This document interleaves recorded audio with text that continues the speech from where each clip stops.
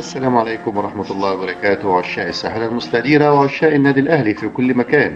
لو أنت أول مرة تشاهدنا يا ريت تشترك بالقناة وتفعل زر الجرس ليصلك كل جديد.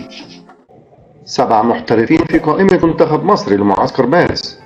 اختار الجهاز الفني لمنتخب مصر الأول لكرة القدم بقيادة حسام حسن المدير الفني وإبراهيم حسن مدير المنتخب 7 لاعبين محترفين لمعسكر شهر مارس، والذي يشهد مشاركة الفراعنة في دورة ودية بالإمارات.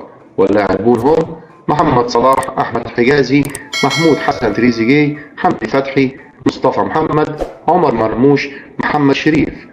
ويخوض منتخب مصر ودية أمام منتخب نيوزيلندا يوم 22 مارس بالإمارات، على أن يواجه الفائز منهما الفائز من مباراة تونس وكرواتيا. بالتوفيق للتوأم حسام، وبالتوفيق لمنتخب مصر في الفترة القادمة.